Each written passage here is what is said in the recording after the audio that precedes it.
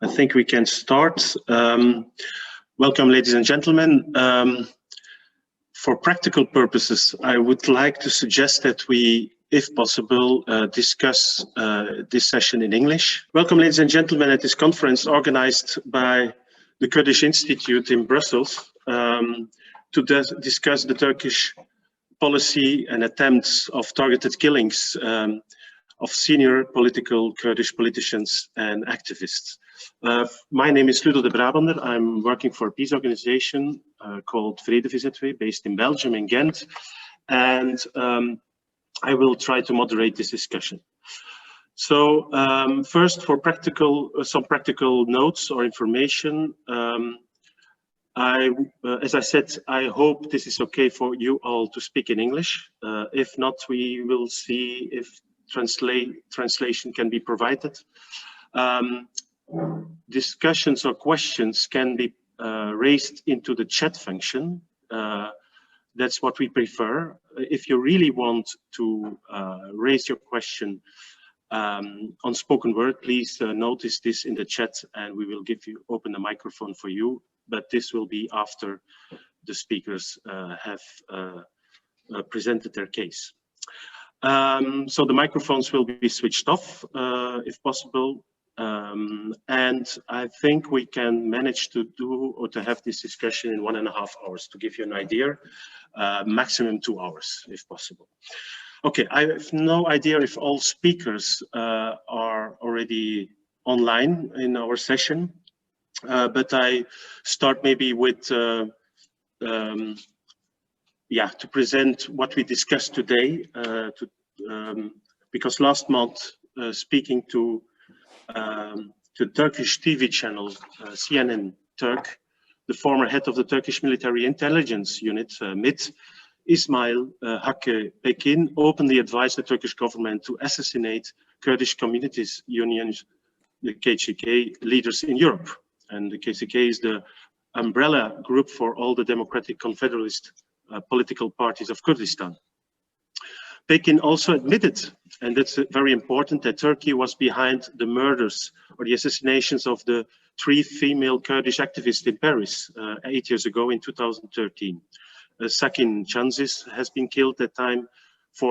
She was the former co-founder of the Kurdistan Workers' Party, the PKK, and also Leyla Söylemiş and Fidan Doğan have been killed. It's worth noting, and probably relevant to this discussion, that the Turkish Interior Minister issued a list of more than 1,300 wanted terrorist suspects, also so-called terrorist suspects, on 5 lists in 2015, academics, former high-level police and military officers. And maybe it's not a detail. I think 50% of them are members of the outlawed, in Turkey outlawed PKK. 25% are suspected people belonging to the Gülen movement, and only 6% are affiliated with the ISIS. That's something remarkable. And according to the Turkish authorities or the Turkish Ministry of Interior Affairs, 340 persons from the list has been killed meanwhile. And maybe also important, the Turkish police also announced a reward for anybody who can provide information that leads up to the capture of those suspects, promising between $50,000 and $670,000, depending on the category, because there are 5 lists, colored lists. We would like this matter, or the matter of targeted killings, with an eminent panel of lawyers and a journalist among us. And I first give the floor to, I was supposed to have Ferda Çetin, but I think he's replaced by Irsat Çerçek. So I don't know what his function is or which newspaper he's working with, but maybe he can explain himself which paper media he belongs to. And I give him the word first, the word because, or the floor, because he can maybe present or provide us an overall picture of the information at his disposal concerning the targeted killings. Mr. Irsat Gerçek, the floor is yours.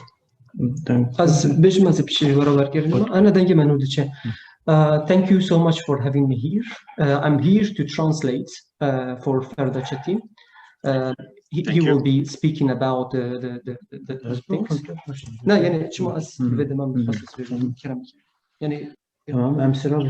If it's possible to present your case in like 10-15 minutes. Tamam.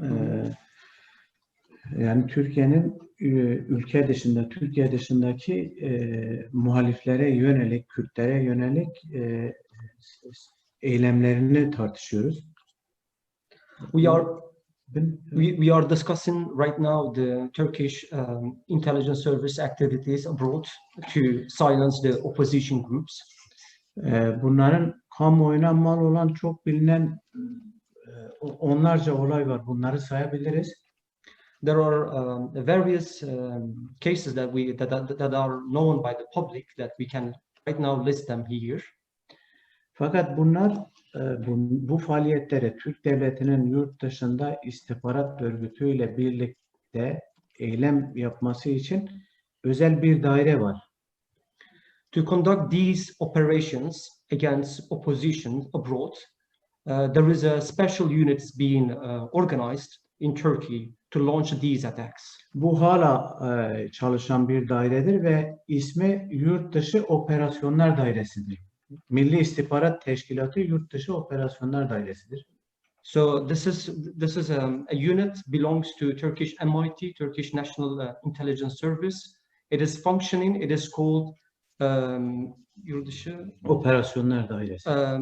The unit of abroad operational forces abroad. Yani yurt dışı operasyon denince de herhalde yasal hukuki şeyleri düşünmememiz lazım. When it is operational operations conducted in abroad is being in the question, it shouldn't be that it is something legal. Bununla birlikte gene Türk Devleti'nin istihbarat teşkilatının görevlendirdiği ve bu tür eylemleri, yasa dışı eylemleri yapanları korumak için de bir yönetmelik var. There is also a regulation that protects those assailants, spies, whoever that conduct these operations abroad. There is a clear regulation to support them. 2012 yılında basına yansıyan bu yönetmeliğin ismi Terörle Mücadele Ödül Yönetmeliği'dir. Terörle Mücadele Ödül Yönetmeliği.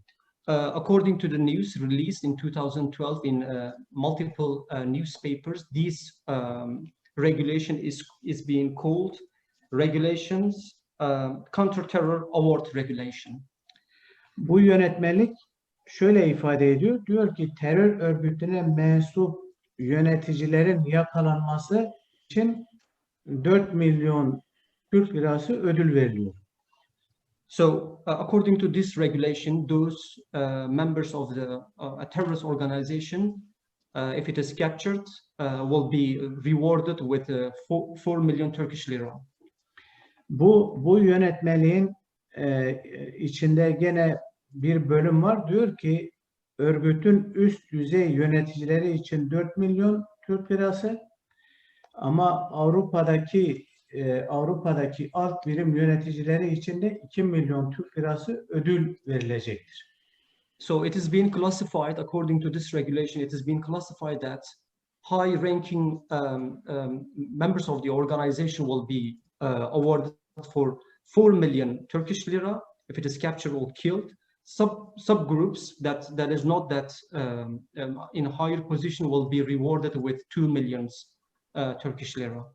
Şimdi burada kilit nokta veya tartışmamız gereken bölüm yakalanma kavramıdır, yakalanma terimidir. So the point that needs to be addressed here is the key point is the word that is being used, captured. Bu yöneticiler veya alt yöneticilerin hukuk yoluyla, mahkemeler yoluyla yargılanması düşünülmediği için aslında öldürme ve cinayet üzerine çıkarılmış bir yönetmeliktir bu. So it is nothing to do with the juridical process or law. Nothing is being considered as it is a law process, but it is being addressed as killing. Well, it was supposed to present the general aspects of the targeted killings policy. So unfortunately, Mr. Irshad is disappeared, but maybe you can complete the picture of what we are talking or discussing about today before we go to the concrete case. Is my micro on? Yes, it's on. Can you hear me? Yes, thank you. It's a bit like censorship. You cut off the micro. It looks like something I don't like very much. So we seem to be in a very unsmooth system of talking. So I'll try to give you a few information concerning the killings in Paris. Now they occurred on, as you know, in January 2013, and it was very clear quickly that they were committed by a Turkish person who had contacts inside the Kurdish movement in Paris. It was then we have to say we congratulate the Turkish press, because it's been a great help in this investigation, and it's important to say that because today you have a lot of journalists, Turkish journalists, who are imprisoned or forced to go to different countries and to go away from Turkey. And the Turkish press has helped us very much when the case started in January 2013. So we've understood very quickly, thanks to elements which were published by Turkish press, I insist on that, it's very important, that the man who was convinced of murder at this stage, he was not convinced, he was just suspected of murder, was in fact infiltrated in the Turkish movement in Paris and the outskirts of Paris. And he was under the control of the MIT, of the Turkish intelligence, MIT. I'll go quickly to the essential parts of the case. When the director of prosecution made the accusation against the man called Güney, who died after that, he submitted the accusation that, in fact, everything had been organized by the MIT.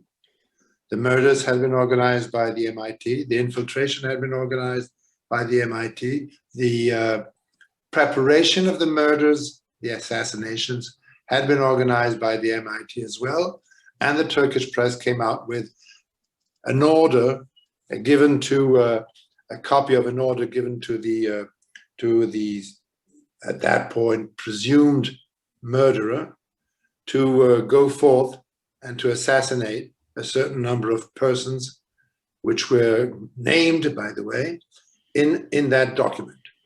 That document was published by the Turkish press, and the German authorities, the secret services of Germany, insisted that this was signed by people that they knew as Turkish members of the MIT in charge of counter information, or more at that stage, concerning the Kurds in Europe. And finally, the accusation was made by the French director of prosecution after 2.5 years of investigation, that everything had been organized by the MIT the murders, of course, the assassinations, of course, the infiltration, of course, and the preparation of the assassinations. It also mentioned in the accusation sheet that the presumed assassin tried to escape, and in order to have some weapons and help from the outside, tried to send a document to the MIT to inform them that, that he wanted to escape from prison and that he needed weapons and explosives to do so. So at the end of the investigation, which lasted 2.5 years or 3 years, it was clear that the MIT had organized assassinations in Paris.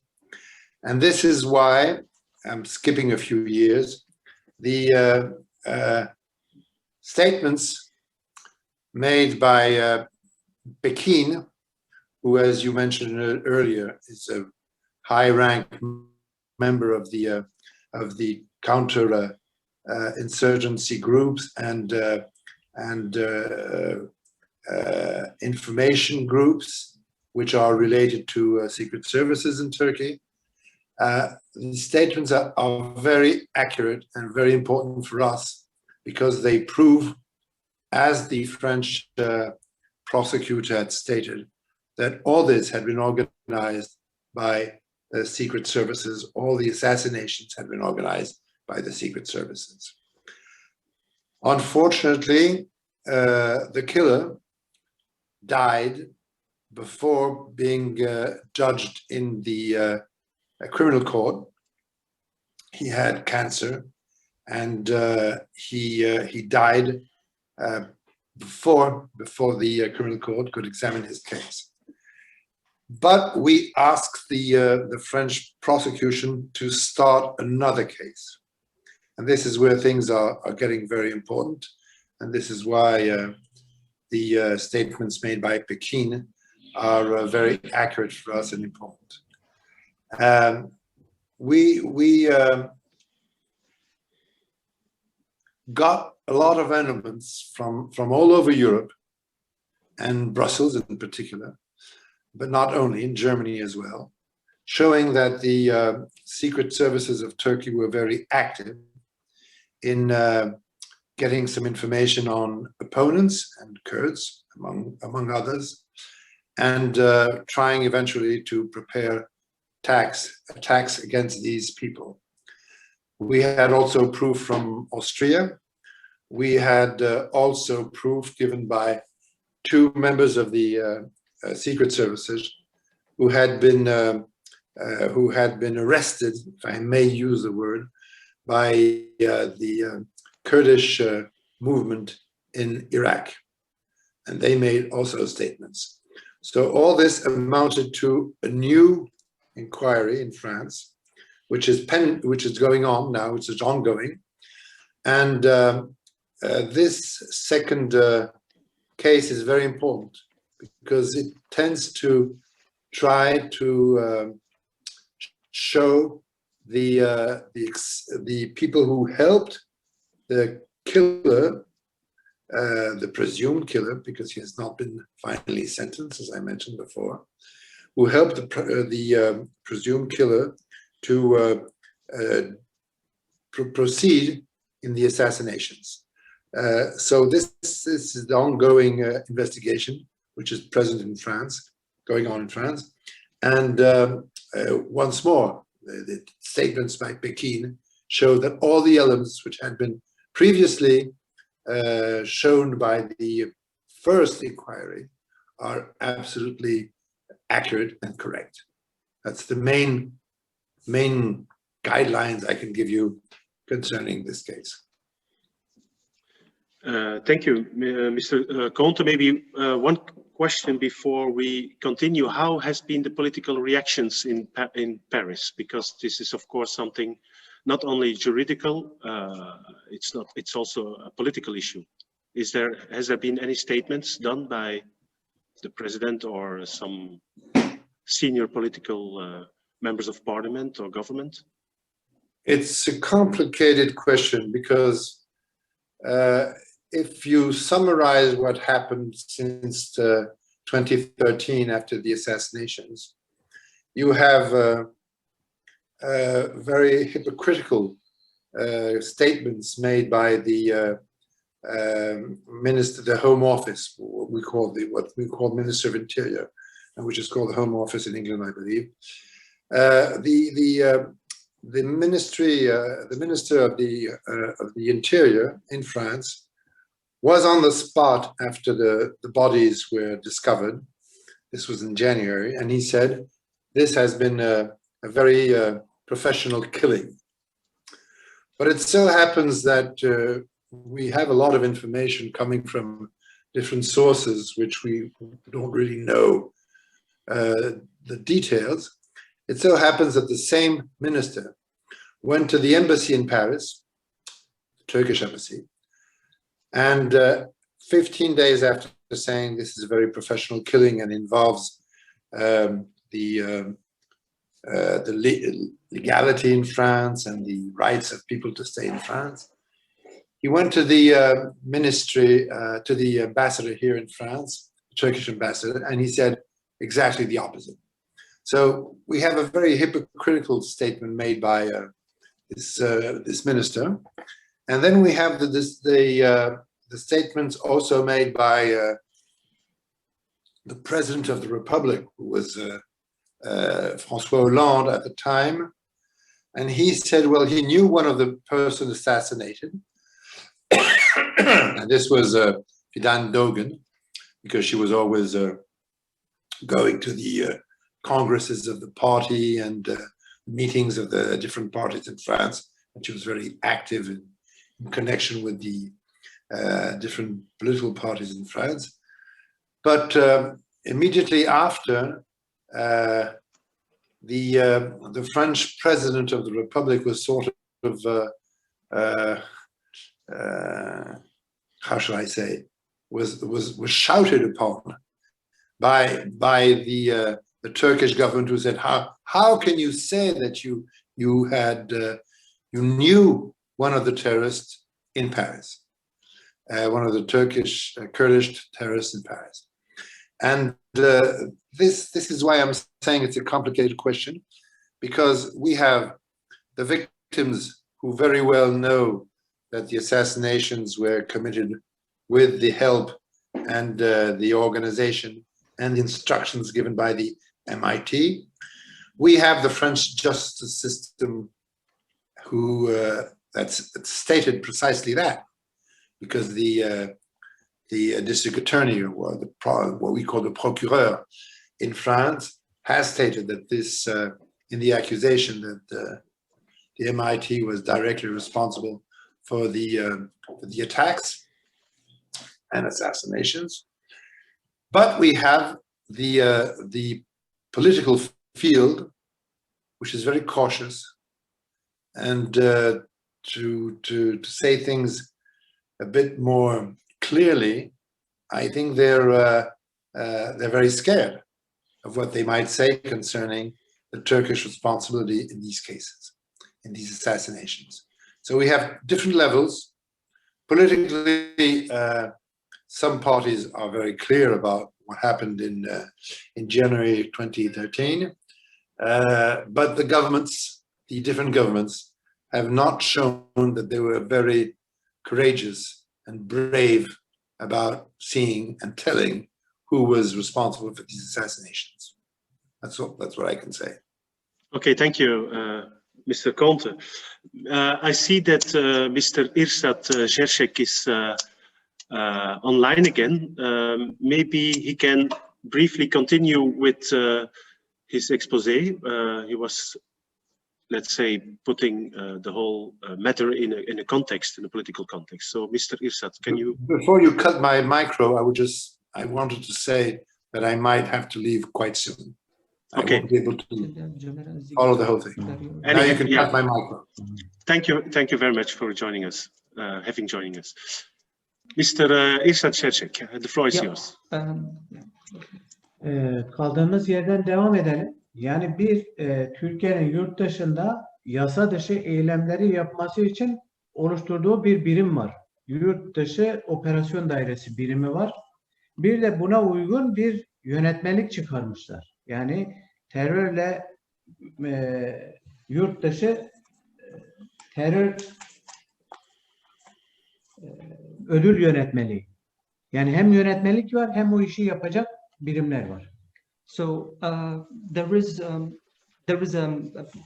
a regulation that supports killing opposition abroad, but at the same time there is also a sub-regulation, what we call counter-terror award regulation.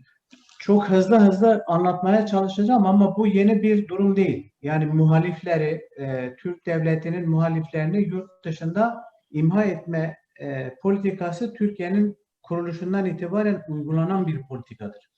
So I will try to speed up the process. So since the foundation of Turkish state, this is a concrete policy that is being undertaken by the Turkish state. So it is nothing new here. 1955 yılının 5-6 Eylül tarihlerinde bir haber yayınlanıyor. Yunanistan, Selanik'te Atatürk'ün evi bombalandı diye bir haber yayınlıyor Türkiye medyası. In 1955, there was a news released by Turkish outlets that Thessaloniki, where Atatürk's home located in Greece is being bombed. This news is being released. Bütün gazeteler bunu manşet yapınca İstanbul'da halk ayaklanıyor ve Rumların ve Yahudilerin evlerine ve iş yerlerine yönelik büyük bir yağmalama ve yakma olayı gerçekleşiyor. After people heard this news, they attacked to the neighborhoods where Jews and Armenians are living. Bu olay İstanbul pogromu olarak biliniyor ve bu olayda 4500 ev, 5000 küsur iş yeri, 26 kilise, birçok okul ve mezarlıklar yakılıyor, tahrip ediliyor. So as a result of these attacks, 4,500 homes have been plundered by the attackers. 5,000 commercial companies also been destroyed, and 26 churches also came under attack as a result of these mobs. Yunanistan polisi yaptığı araştırmada bu Selanik'teki bombalamayı Selanik Siyasal Bilgiler Fakültesi öğrencisi ve aynı zamanda Türk konsolosluk çalışanı Oktay Engin'in yaptığını tespit ediyor. So as a result of this, like after this bombing is being undertaken in Selanik, in Thessaloniki, Greek police launched an investigation, and what is the result is over there is that a Turkish political science student is been found behind of this attack. So at the same time, this student was working for Turkish embassy. Bu yağmalama ve bu pogrom sonucunda Rum ve Musevi bütün aileler ve tüccarlar, ticaret yapanların tümü İstanbul'u terk ediyor ve onların iş yeri Türk sermayesine kalıyor. So aftermath of this mobs, this attacks, lynch campaigns being launched by this crowd, Jews and Armenian people left their homes and business stores, and these places are now under Turkish capital now. Yani Rum Musevi olduklarını söylediniz değil mi? Rum ve tamam. Oktay Engin ne oldu? Oktay Engin olaydan sonra Türkiye'ye kaçıyor ve onun bürokratik yükselmesi devam ediyor. 92-93 yılında da Nevşehir valisi oluyor en sonunda. Oktay Engin, who was the behind of this bombing, has been awarded by the state, and he's been in 1992 and 1993 he's become governor of Nevşehir. Şimdi bugünkü gibi bu uzun yıllar inkar ediliyor. 1988-1990 yılında Türk Milli Güvenlik Kurulu Genel Sekreterliği yapan Sabri 25oğlu. Aynen bugün Pekin'in yaptığı gibi bir itirafta bulunuyor. So this case was long been denied by Turkish government until 1988. A Turkish Special Forces Commander Sabri 25oğlu admitted that generaldir. He was a general, and he admitted that Turkish state was behind of the bombing in Thessaloniki. O bir Fatih Güllapoğlu isimli bir gazeteciye verdiği röportajda Selanik bombalaması bir özel harp planlamasıdır. Başarıya ulaşmış mükemmel bir plandır demiştir. So he had given an interview to Fatih Güllapoğlu, a journalist, and there he stated clearly that this was an operation launched by our special forces, and it was mission accomplished. It was successful. Bunun gibi çok olay var. Belki uzun anlatamayacağız ama biri de 1994 yılında Danimarka'da gerçekleşmiş bir Türk cinayeti var. Bu da İmdat Yılmaz'a yapılmış bir cinayet. İmdat Yılmaz 1994'ün Şubat ayında evinin önünde silahlı saldırıya uğruyor. So there are a lot of cases like this, but we can give one more example from Denmark. So in 1994, Oktay Engin, a Kurdish man, he's been Sabri. İmdat Yılmaz Danimarka'da öldürülüyor. Silahlı saldırıya uğruyor. So İmdat Yılmaz in 1994 he was being assassinated. He came under an assassination attack in 1994 in Denmark. Bu cinayeti de Danimarka polisi araştırıyor. Bunu işleyen kişinin Sabah Ketene isimli konsolosluk çalışanı olduğu ortaya çıkıyor. So as a result of the investigation launched by Denmark police, behind this incident, Sabah Ketene was found assassinate against in this he was found Sabah Ketene was found assassinator behind this incident, and he was also related with Turkish embassy in Denmark. 2006 yılında Sabah Ketene öldürüldüğünde Kerkük'te öldürüldü. So in 2006 Sabah Ketene was killed in Kirkuk in Iraq. Öldürüldü. Bunun üzerine Emin Çölaşan Türkiye'de önemli bir gazetecidir, bilinen bir gazetecidir. So after this incident, Emin Çölaşan, a columnist, Turkish well-known columnist, Hürriyet gazetesindeki köşesinde isimsiz kahraman dedi. So in his column he stated that this man is he's an unknown hero. He was defined as an unknown hero in his column. Sabah Ketene Danimarka'daki eylemi gerçekleştirdi diye yazdı bunu. So he clearly stated that Sabah Ketene was behind this attack in Denmark. Paris cinayetleri işlendiğinde de bu aynı gazeteci Emin Çölaşan bu kez Sözcü gazetesinde yazıyordu. So when Paris assassination took place in Paris, this columnist was writing for Sözcü, a Turkish newspaper. So I'd suggest that we go to the next speaker, who is Jan Vermon. Jan, welcome. Jan is a known lawyer in Belgium, working in international law attorney and a long-time activist in in all kind of social movements. He became well known with the Kurdish movement due to recent cases at the Belgian courts. These courts ruled that Kurdistan Workers' Party cannot be considered as a terrorist organization, but as a non-state military organization engaged in a domestic conflict. So Jan, can you, the floor is yours. I hope you can unmute yourself. No, the host has to unmute you. Ah, yes. Okay. Yes. I'm Okay. unmuted now. Thank you very much. First of all, what I would like to say is that I would like to start from the last event. And I think that event has been, up until now, very seriously underestimated, the significance of that event. And I'm of course speaking about the statements made by Ismail Hakim Beki.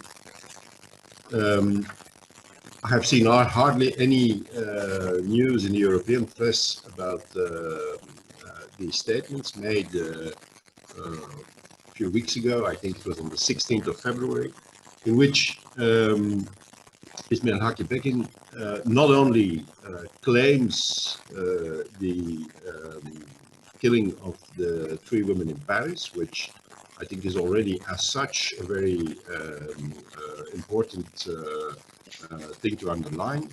But secondly, and I think that's even more important, calls for more assassinations in Europe. And I think that is actually an extraordinary event, because we know from the past, and Antoine has been in Paris active in several of these cases. Of course, secret services sometimes commit murders abroad, but then try to hide in all possible ways. Now we have a senior official here from a Turkish secret service. I understand that he was the general leading the military intelligence service of Turkey for a long time. So we have a senior official in a business in which one never retires, because even if you are not officially anymore in charge, once you are at that level involved in a secret service, it's of course a situation where you're involved until you die, until your very last breath. So we have a senior official, not just some local agent, but a senior official of a state calling for targeted killings, elimination of opponents on the territory of other countries. I think this is actually a major international scandal, or should be a major international scandal, this kind of declaration. And I see hardly any attention for this in the European press, and I see I see no reaction at all from the European countries until now.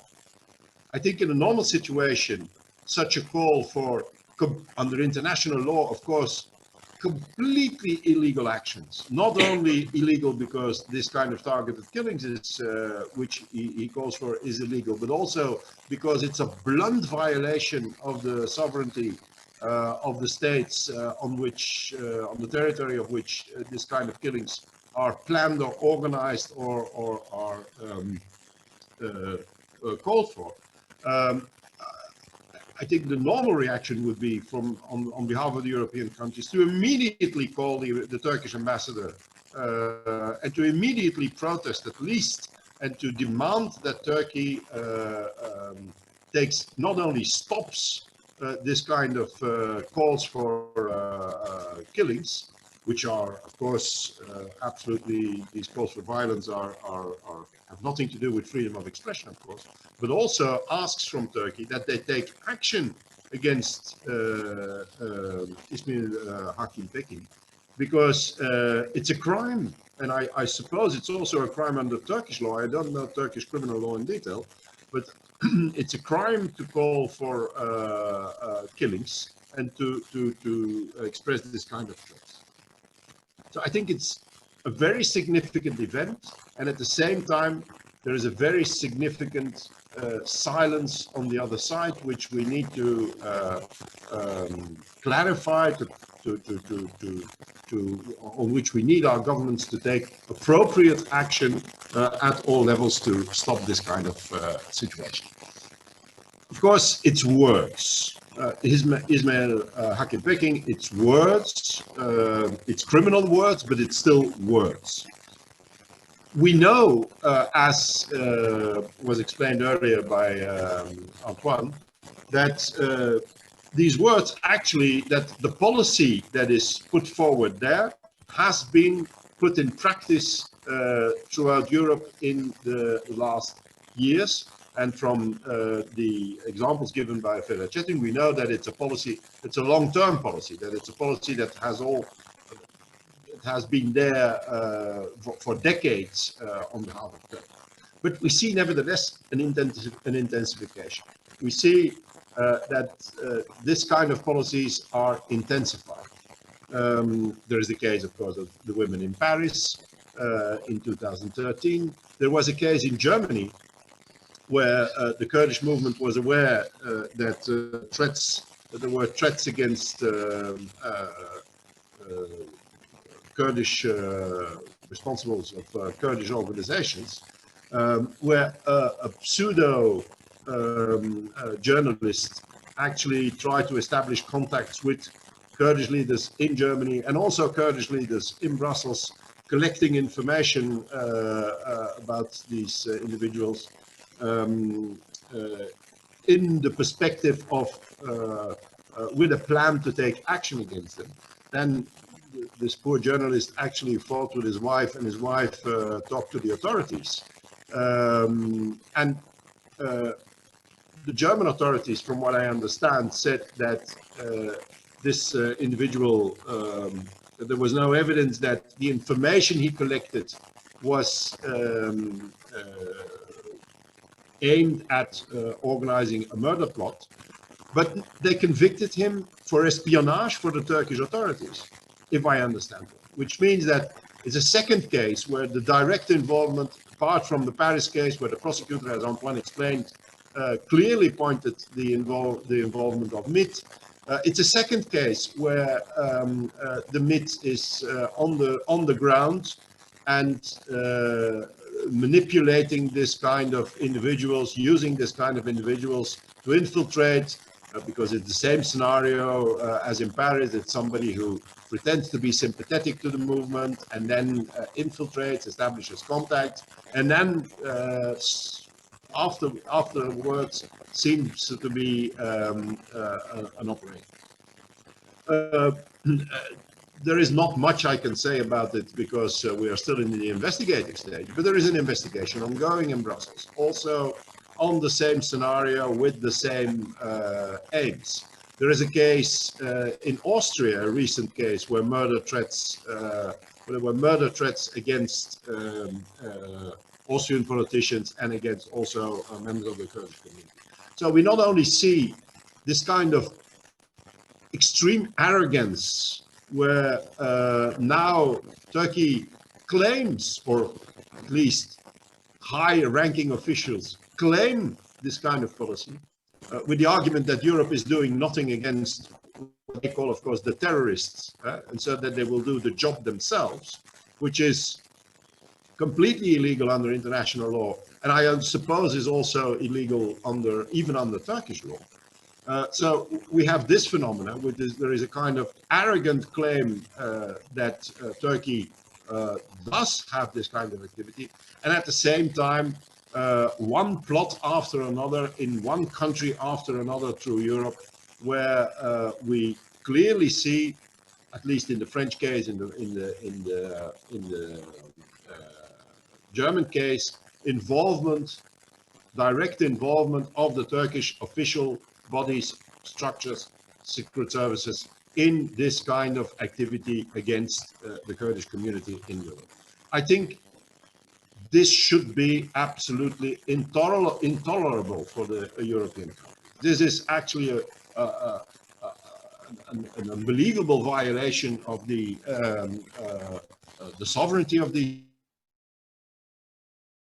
countries. And so I think we really have to somehow clarify, and this conference is an opportunity to do so, but I think we should intensify that work. We have to clarify this situation. We have to clarify that this is a system, that this is not just an individual here or there acting out of his own will or his own initiative, that it's a system, that it's an organized system of export of state terror against opponents, because that's actually what it is. It's an export of state terror. And I think European countries should really, probably they are aware, but they should also react upon this. Of course, by going to the bottom of the criminal investigations. And I think that's very important, because it's because in Paris, families, the movement and the lawyers, of course, pushed so hard that finally this case, I think, went to at least to the stage where the investigation was closed and where the involvement of MIT became clear. In Germany, it's also because the targets of the action undertaken by the journalists have been pushing very hard, that at least a conviction for espionage was pronounced, and that again the involvement of official Turkish instance was clarified. And that's of course what we are also trying to do in the Belgian investigation, is to push hard, not just to get people in a trial, but to clarify the situation, to get clarity, a clear view on what has been happening and how this situation, which we knew in Belgium, has developed also.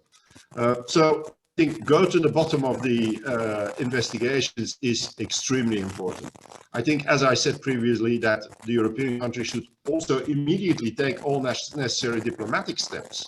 I think when we see this plan unfolding, and when we see how it's cautioned and the intensification and the continuation of it, it should lead to immediate diplomatic action on behalf of the European countries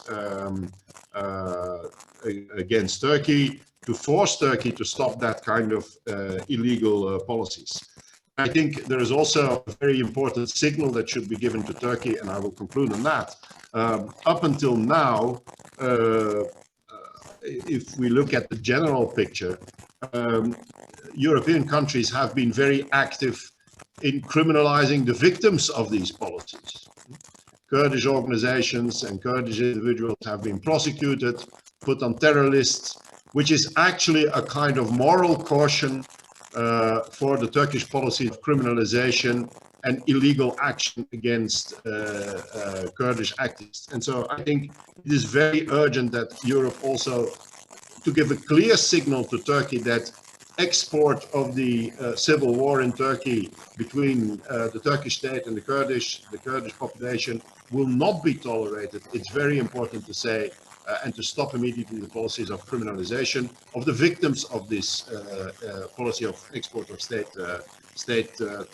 terrorism. And so to stop the prosecutions, we did have a positive result in Belgium, in the sense that the Belgian court, in a decision which is now final, said that the situation in Turkey, the conflict between Turkey and the Kurds, was not a matter of terrorism, but a matter of civil war, in fact, and that therefore the laws of war applied and not anti-terrorism or criminal law applied to this situation.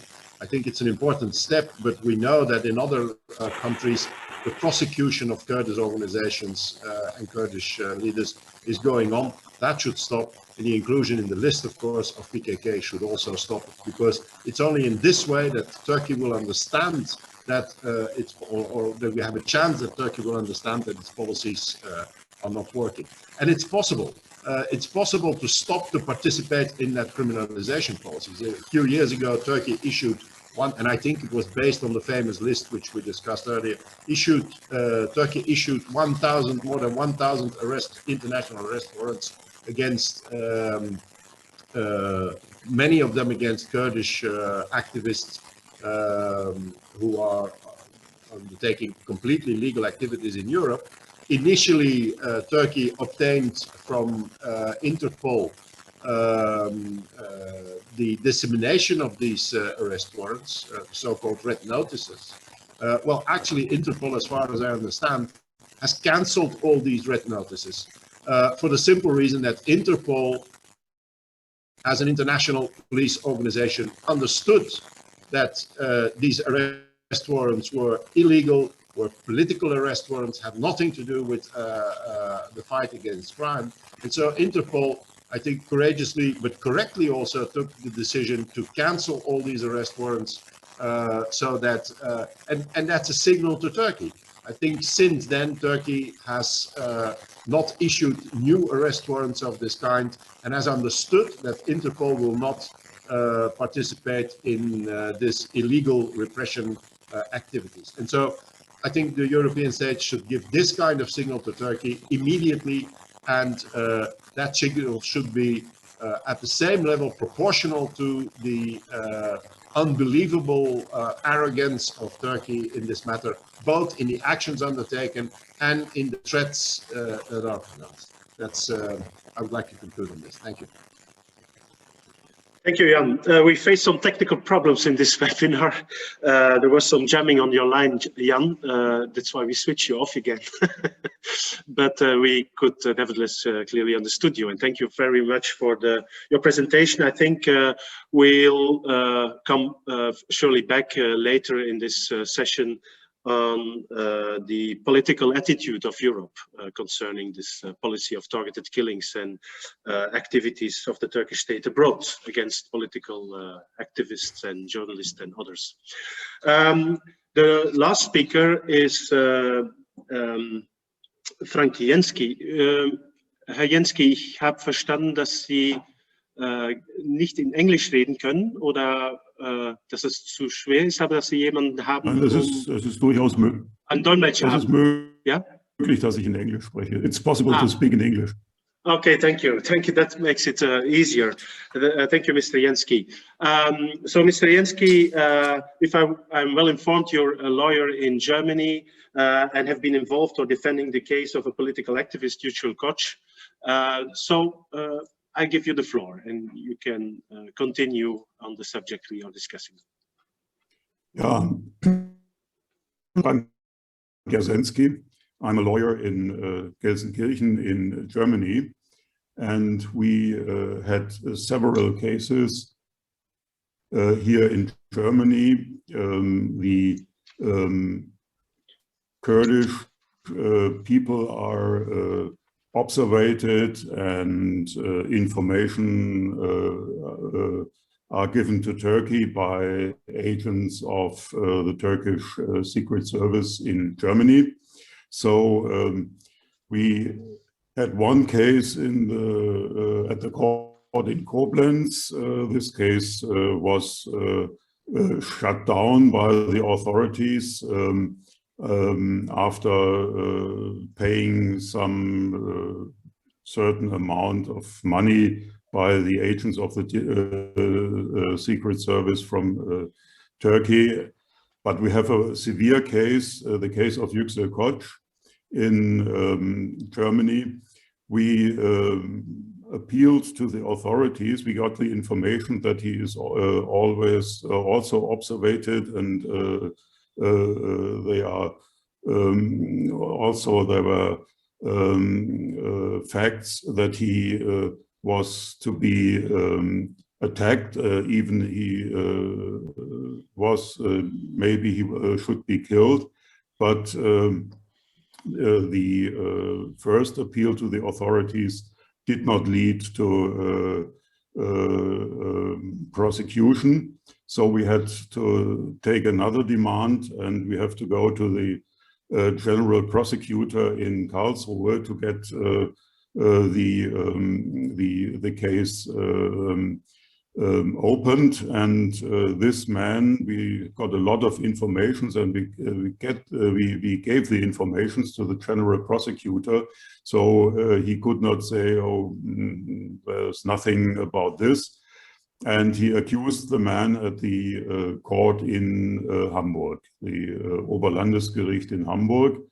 And the man was sentenced to 1 year in prison, and he sat nearly 1 year in prison before he was released. But we have evidence that he was working for Turkish Secret Service, gave informations about Yüksel Koç to the Secret Service, and also, as Jan told in his statement, he also tried to get informations about other Kurdish politicians, even in Brussels and also here in Germany. We can say that it was a success, that in this is, I think it's the only case a member of Turkish Secret Service was sentenced to a prison in Germany, that this case took place, but the general prosecutor denied that there was life danger for Yüksel Koç or other Kurdish politicians, because they say, oh, the evidence may not be enough for this, and they only accused him for giving informations to Turkey.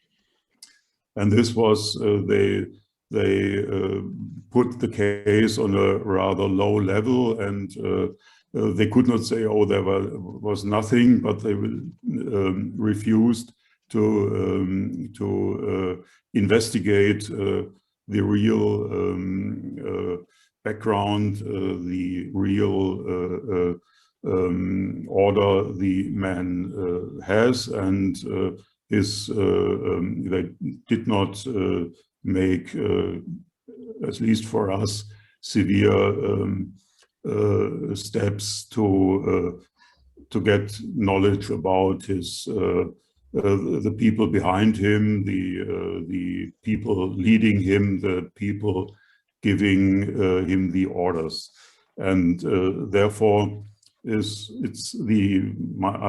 as far as I know, the only case a man from Turkish Secret Service was sentenced, but the German prosecutor says, oh, we want to try to keep the case on the lowest level, and therefore we are not really satisfied with this kind of dealing with this case, especially for German government himself says that they have knowledge about several thousand agents, people informing the Turkish Secret Service and so on in Germany. They answered a question from members of parliament and said, oh, we know about, I think at that time they told about 4,000 people here in Germany working for the Turkish Secret Service, giving information to the Turkish Secret Service and so on. You see, it's even the German government knows that it's a severe problem, and they are tolerating it, at least because of political reasons. They say, oh, it's a political decision to prefer the connections to the Turkish government, to supporting Turkish government, and to prosecute the Kurdish movement in Germany. Jan told a lot about this, and Germany is the country in Europe with the highest level of prosecuting the Kurdish opposition, the Kurdish movement in Europe. And they are leading in telling that the Kurdish movement are terrorists and there are terrorist organizations and so on. In no other country in Europe, it's this level of prosecution against the Kurdish movement. As far as the German law says, working for a foreign secret service in Germany is a severe crime. And normally the prosecutors in Germany are had the duty to investigate in those cases, and they have the duty to stop this working for foreign secret services. But as you see, the number the German government tells about how much agents in Germany are working, and you see on the other hand that it's just 1 or 2 cases which are brought to court. You see that there's a great misproportion between the real problem and the reaction of state. Normally, they had to prosecute every man or woman working for the Turkish Secret Service, but there is no political interest in this by the government. And they are closing, you can say, not only one eye, they are closing both eyes and let the Secret Service, the MIT from Turkey, work in Germany. Even in asylum cases, the courts say, okay, we know that there are a lot of agents and people informing the Turkish Secret Service, and therefore a lot of Turkish and Kurdish members of the political opposition are accepted as refugees in Germany, because they say, okay, we have information that all the political activities are sent to Turkey, and maybe the basis of criminal cases against those people in Turkey. So it's some kind of open secret, everyone knows it, but there is no political, in the moment, no political interest from the German government to stop this.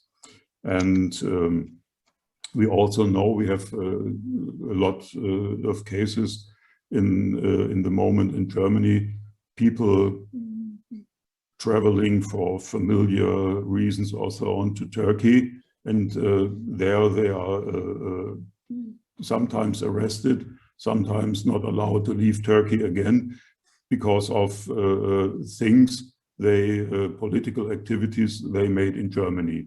So we can say that this also is evidence that the Turkish prosecutors, the Turkish authorities have informations about political, quite low-level political activities.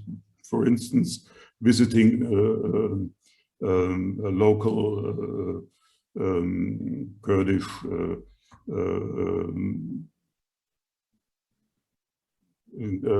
organization in Germany. For this, you can be arrested, or you can get the not the permission to leave Turkey again, and you are accused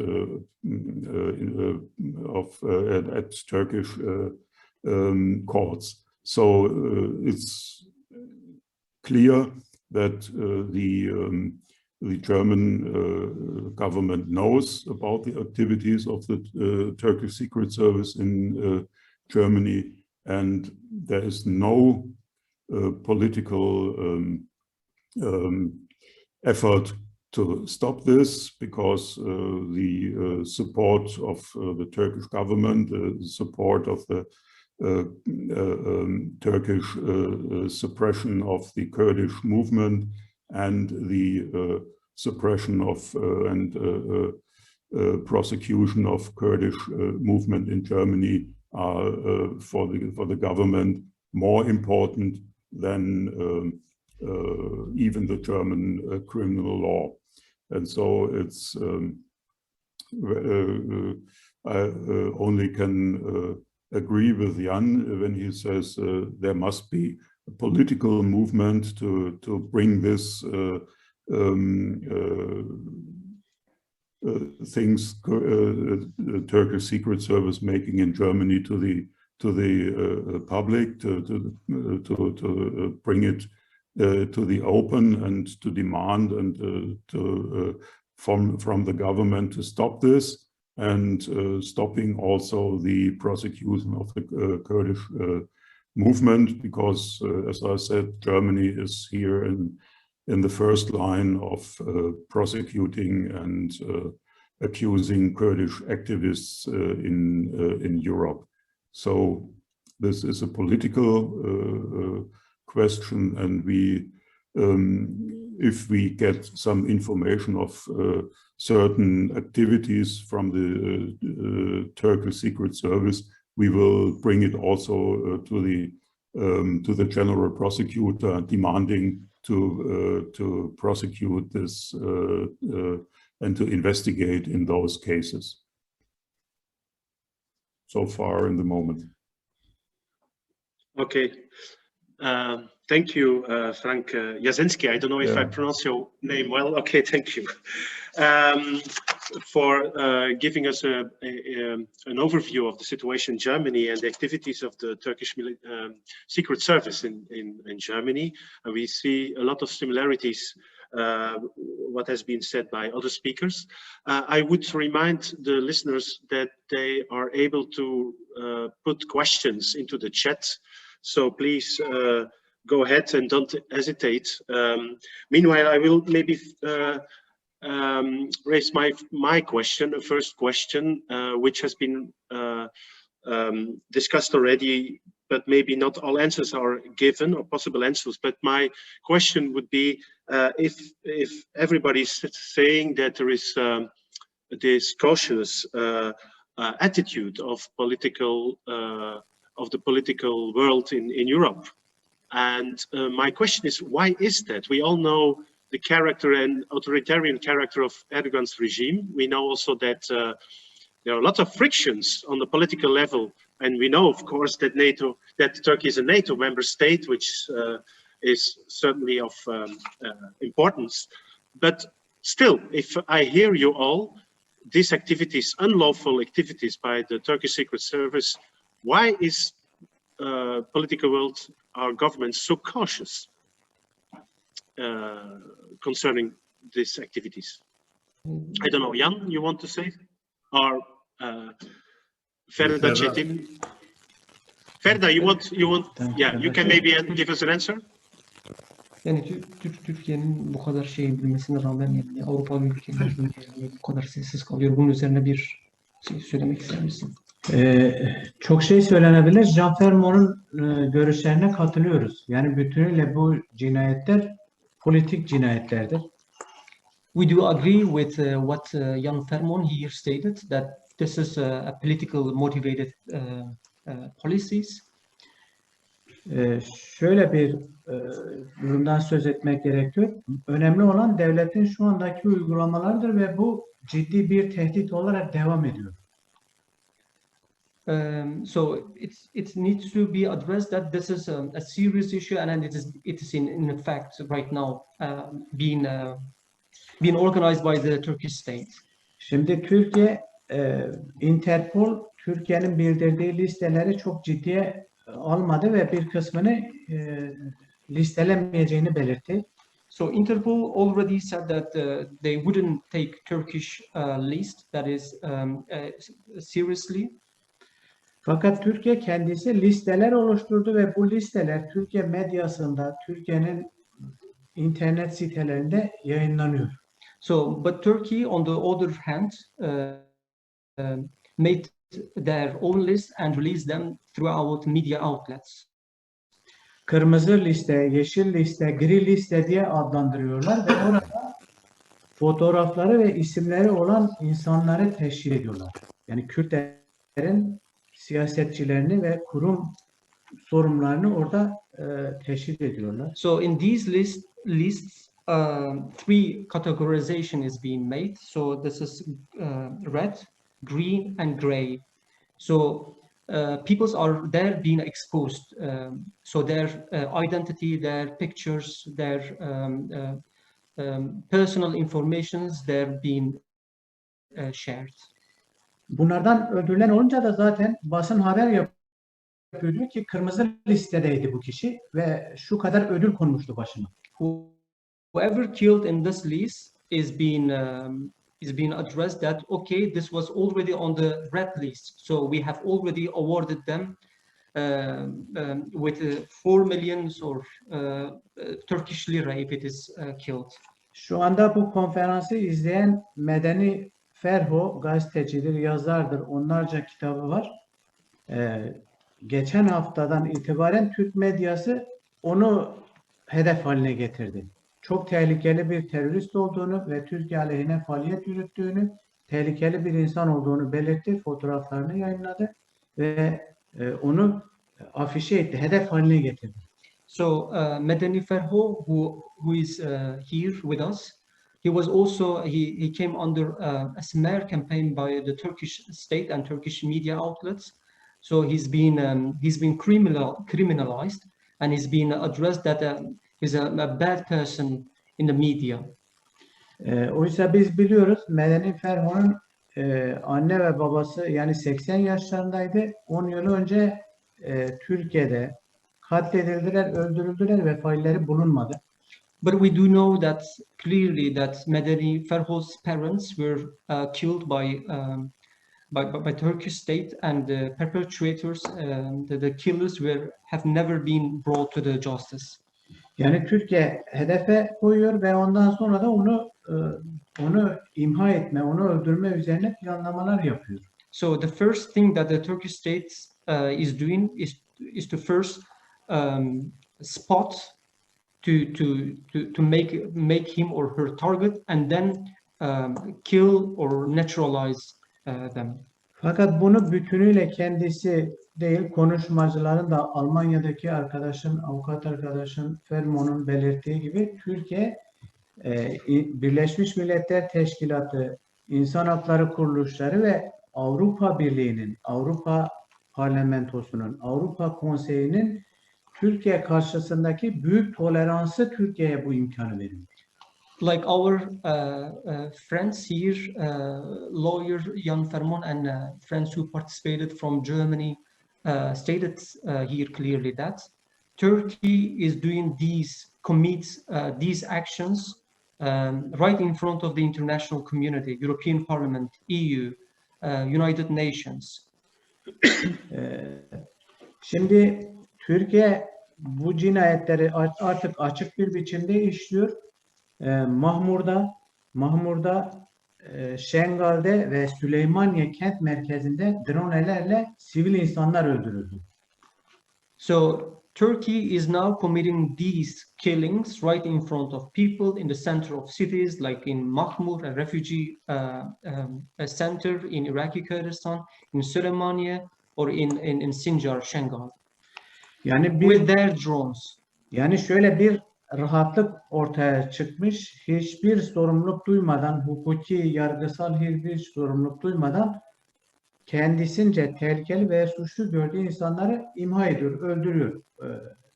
Silahlarla, roketlerle ve Avrupa gibi yerlerde de bireysel silahlarla öldürüyor. So it made its own justice without consulting, without doing anything juridical or by applying any laws or international laws. Turkey conducts its own operations against people. Yani burada sorgulanması gereken esas olarak artık Türkiye değil. Yani Türkiye'nin birden fazla suçu ve bu türden işlemleri var. Ama Avrupa Birliği'nin, Avrupa devletlerinin sessiz kalması problemdir. So the thing that here needs to be discussed is not Turkey itself. Maybe the thing that we need to put at the forefront is the stance of the European, the international community, EU.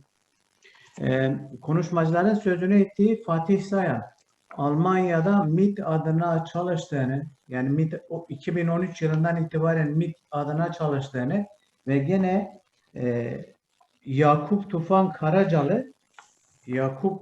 Karacalı ve Kemal Sakin isimli polislere Avrupa'daki bilgileri aktardığını kendisi söyledi.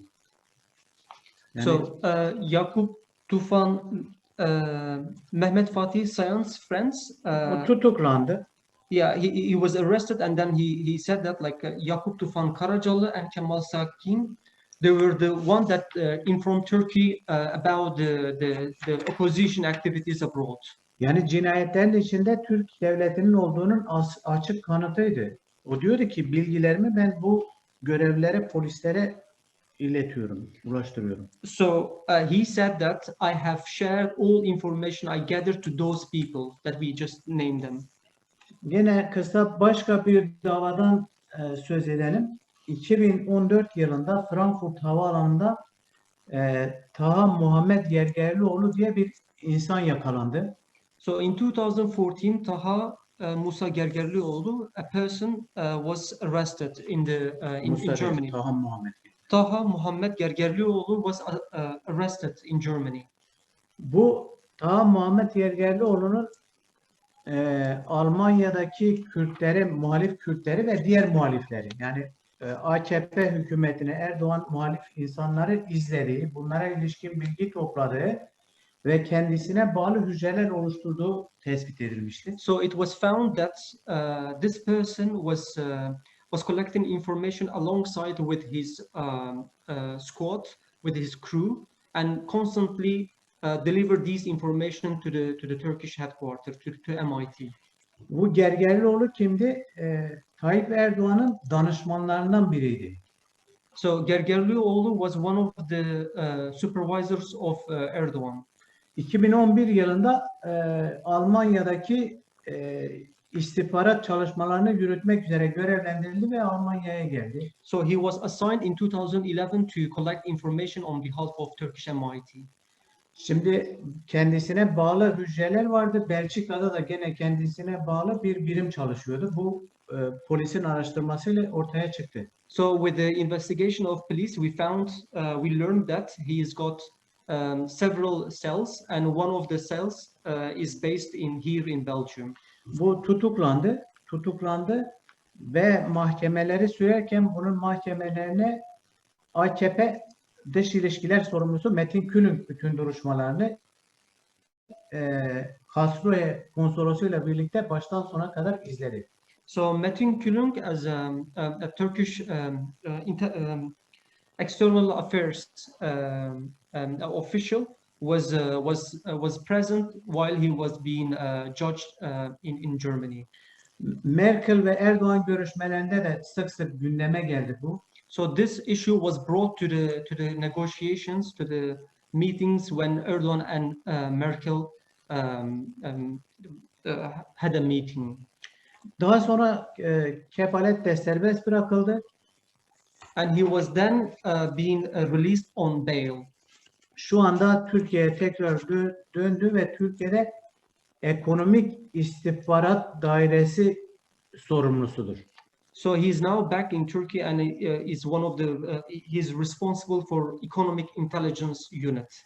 Şimdi bu Fatih Sayan ve Gergerlioğlu için Sol Parti parlamentoda soru önergesi verdi ve bu soru önergesinde Türkiye ile Almanya'nın bu konularda bir işbirliği var mı diye bir soru önergesi verildi. So Left Party in Germany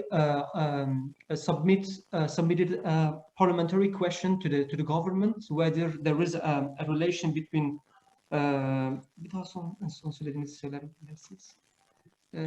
Yani Türkiye ile Almanya arasında bu konularda bir ilişki var mı? So the Left Party asked a parliamentary question to the government whether there is an agreement between Turkey and Germany on these occasions. Alman hükümet yetkilileri parlamenterlere verdikleri cevaplara dediler ki Türk istihbaratıyla Alman istihbaratı arasındaki işbirliği sözleşmesi vardır ve bu işbirliğimiz devam ediyor. So German officials clearly stated that there is an agreement between regarding intelligence things matters. So it is going on. Okay, thank you, Mr. Çetin, to clarify more the relationship between Turkey and Germany. But it's still, my question is still there. Maybe Jan or Frank can answer that. Why is this political attitude existing? Jan or Frank? Well, actually, very shortly, I think the first key word is injury. I think as long as the NATO... Incirlik is the American base, American yes. air base, yeah. It's an air base. It's an with air nuclear base. weapons, with nuclear weapons. Yes, and so there is the whole NATO context in which Europe, of course, is not separated from the United States. So it's very clear that although there is all kinds of what I think is mainly show and trying to show muscles to try to rebalance internally the situation. Turkey remains a very important NATO member, and with the air base of Incirlik as one of the key, I would say, instruments in the area to control the area. And so, as long as that is the case, I think this fundamental solidarity will continue to exist. Secondly, of course, and that's very clear, Erdogan has blackmailed Europe with the Syrian refugees and is continuing to do so. And I think that's also something which is very, very important. I think Europe and Erdogan might also, but that's more hypothetical, but they might also blackmail each other with information on support or at least tolerance of the activities of Daesh and Al-Qaeda, at least at the start of the conflict in Syria, where it was obvious that suddenly people with no military experience at all could walk over the Turkish-Syrian border to destroy and to disorganize to Syria. And I think I've seen that border in the 1990s, which was worse than the Berlin Wall. And now suddenly youngsters from Brussels without any knowledge can walk over that border. So that was obviously a policy that was organized in which Turkey and the Europeans were somehow complicit, and they might hold each other in a kind of a blackmail pact where they say, we keep quiet over what you did if you keep quiet over what we did. So I think there's a whole series of reasons there why, political reasons why Turkey and Europe are, I think they are pretending to have all kinds of fights, but fundamentally there is very, very, very strong cooperation. Also in the second phase of what happened in Syria, and I mean that we have experienced it in cases, amongst others, in the case against 42 Kurdish activists accused of being PKK operatives. There is very, very, very strong police cooperation also. And of course, the Europeans need Turkey there to get information on the jihadists and on what they are doing. So I think all these factors play in this kind of solidarity with Turkey. So, but the question there is, how far will Europe go in yielding to the blackmail and to the chantage of of Turkey? At what price? How far will Europe accept to go along in this? That's also the reason why the PKK, for example, still is kept on the terrorist list, of course. even if there are court rulings about that. Yeah. What is very significant is that in Belgium is that in this case, first of all, the whole case was set up in close cooperation with the Turkish and the US authorities. We know that from WikiLeaks, the case against Kurdish activists in Belgium. Secondly, when the court ruled, and there was a final ruling saying that this was a matter of civil war and that therefore the laws of war should apply and not anti-terrorist legislation, the Belgian foreign minister, the then foreign minister, immediately made a statement saying, yeah, but we will continue to consider the PKK as terrorists, which is a rather strange attitude because it means that your court rules that terrorism law does not apply. And immediately a political responsible says, yeah, but forget about the court ruling. That's our courts. That's not important. We will continue politically to consider, as executive power, we will continue to consider and to deal with the PKK as a terrorist organization. And it shows how strong the pressure of Turkey is, because even from the point of view of, I would say, the intelligence long-term policy,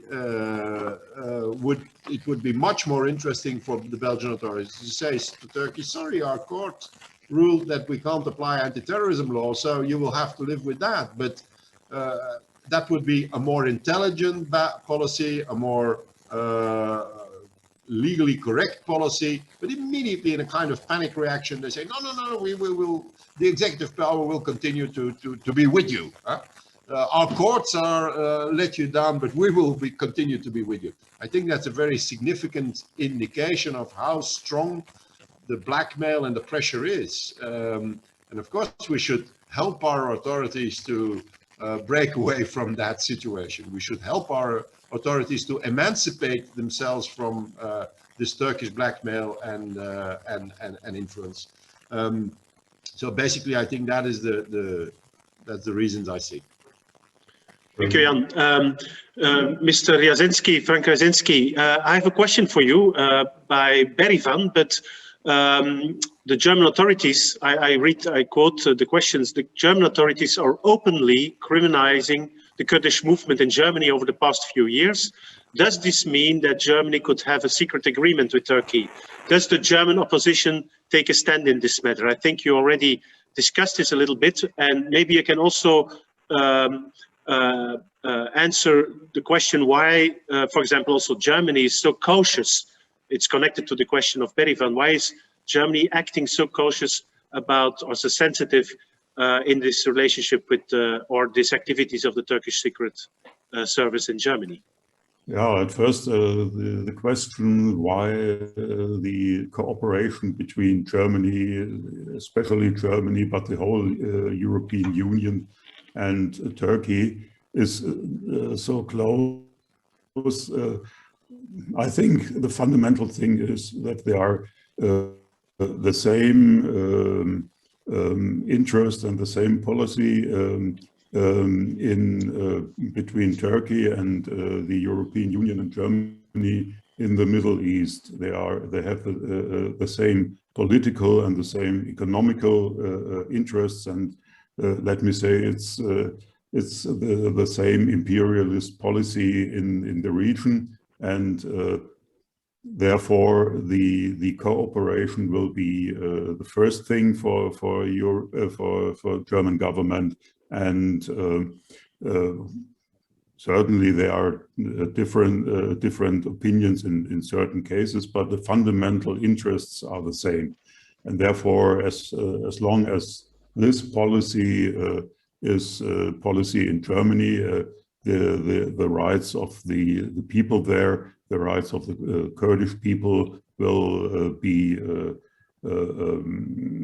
not accepted, and the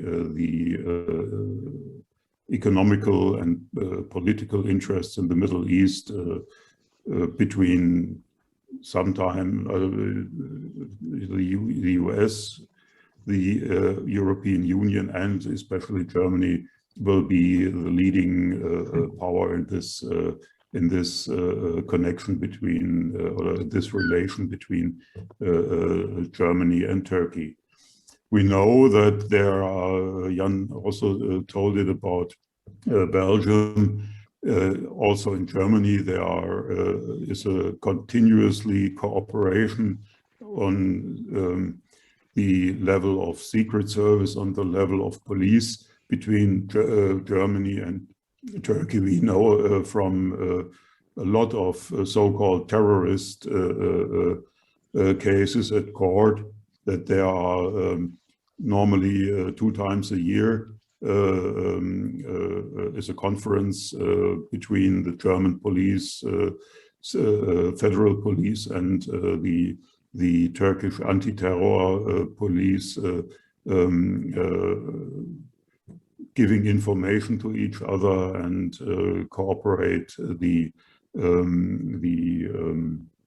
policy against Kurdish movement, but also against other,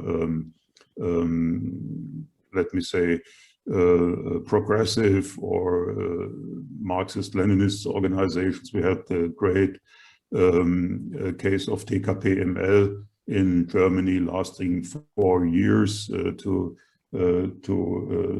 bring it to the end. The German government wants declaring TKP-ML to a terrorist organization also, and in this case we get information about the regular meetings between the police, the federal police of Germany and Turkish anti-terror, so-called anti-terror police, and this is obvious that this is the fundamental cooperation also against Turkish, against the Kurdish movement from, and they are in the case of Munich, the TKP-ML case, we also learned that Germany says, no, we don't not only work for Erdogan, and we also have our own interest in fighting progressive organizations, or fighting Marxist-Leninist organizations, communist organizations,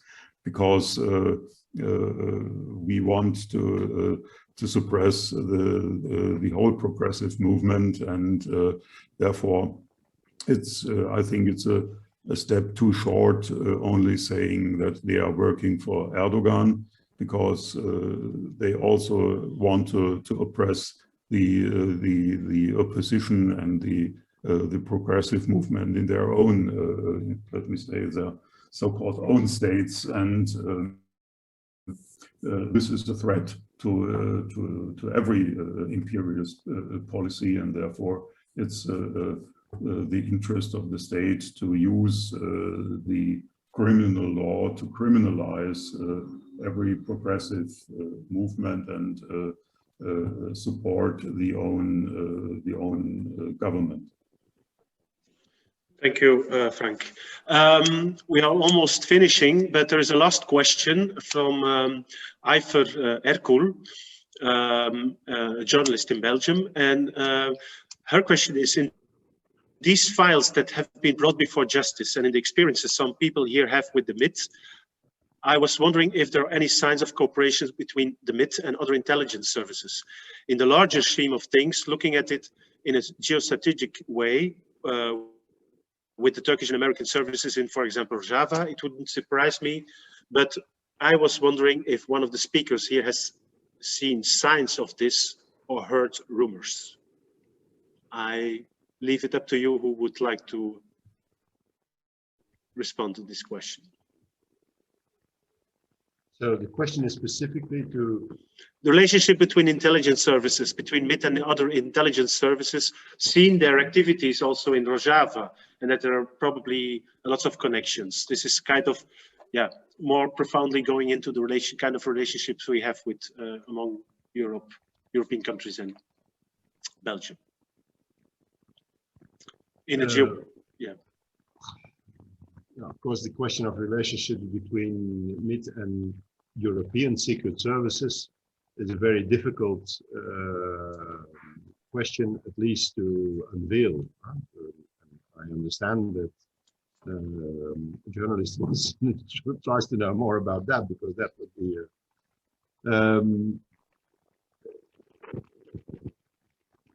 the point is also that I think many police and prosecutorial organizations in Europe have gradually shifted to positions where they are acting like a mixed intelligence and police body.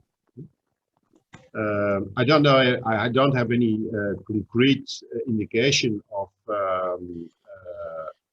for example, the cooperation between the Belgian intelligence service, La Sûreté de l'État, or the military intelligence service on one hand, and MIT on the other one. But there are a lot of examples in concrete files where there was cooperation in exchanging information through police channels. And it's quite sure, I think, if you have files that are sent to Turkey in the framework of police cooperation, it's of course obvious that those files will Excuse me, yeah, okay. It's obvious that those files will also be available for the Turkish secret services, and that contacts can be established on that level. So, I mean, while police, some police services, especially those, of course, involved in anti-terrorist action, are more and more acting as also an intelligence service, I think there is a major channel of exchange there through this so-called police cooperation. We know that the file, and also Turkey also has a special policy in this, at least in Belgium, has a special situation here, both in the so-called DHKPC case a few years ago, but also now in the case against PKK, or alleged PKK operationals 42. The Turkish state actually intervened as a civil party, which means that they are a party to the proceedings as a state, and they have access to the complete file, to the complete materials, to everything that has been collected in the framework of that investigation. So there is all kinds of channels of exchange and cooperation that are being used and exploited, amongst which one is without any doubt the intelligence services. But I have the impression that that becomes less and less important, and that the other channels are becoming more and more important. Diplomatic channels, for example, the case against 42 PKK, alleged PKK members, was started in a diplomatic exchange between Turkish officials, Belgian officials, and the US Embassy. Meetings were held in the US Embassy. US delegations came to Belgium to convince the Belgian authorities to start a case against all these alleged PKK members, which were actually all the Kurdish representatives, or all the top Kurdish representatives in our country involved in the Kurdish National Congress, involved in diplomacy work in the parliament, etc.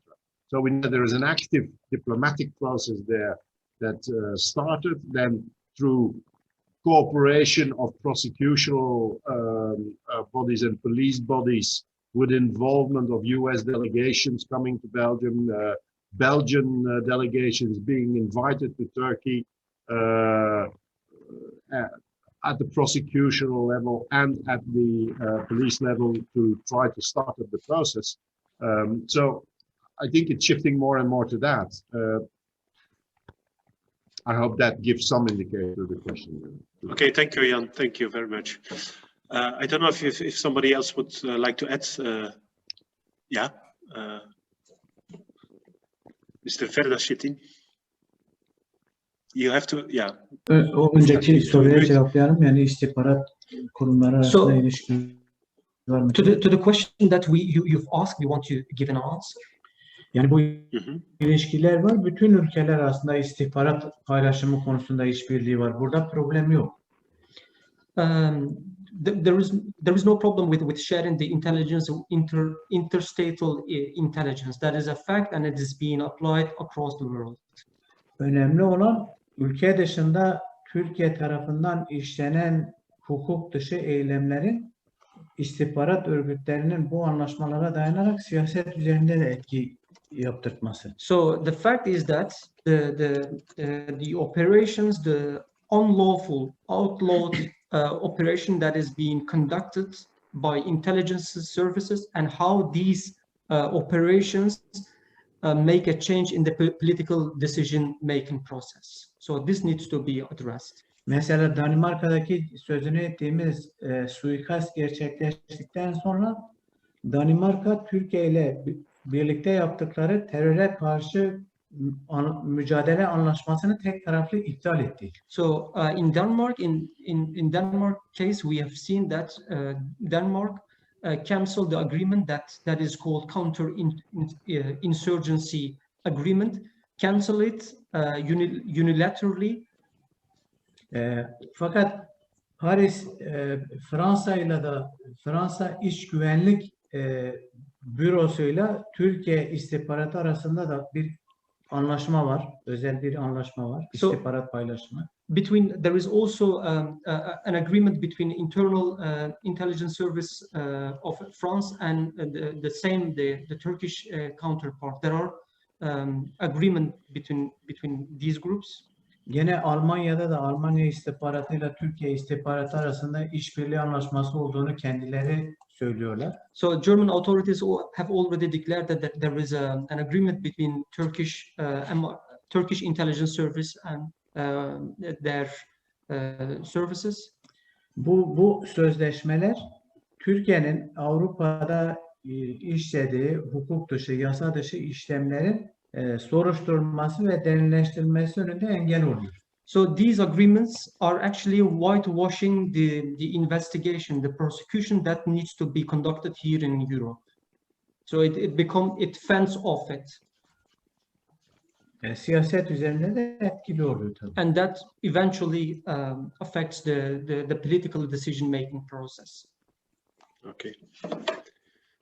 Thank you very much. So I would like to close it here. Thank you all the panelists for giving us these interesting insights of the relationship between secret services and the attitude, European political attitude towards the policy of targeted killing by Turkey. And we understood well that there's a clear involvement and that these targeted killings that we know are clearly done with the involvement of the Turkish intelligence services and the Turkish state. So thank you very much for all this information, to share this with us. And also thank you, Israt Shershek. I know it's not easy to translate, for your help in translating this. We had some technical problems, but we managed still, I think, to have this wonderful and interesting conference. So to remind you all, as this session will be recorded or is recorded and will be made available on the website of the Kurdish Institute late this afternoon. So I thank you all for your participation, your questions, and hope to see you soon back. Thank you very much. Thank you. Bye-bye. Bye.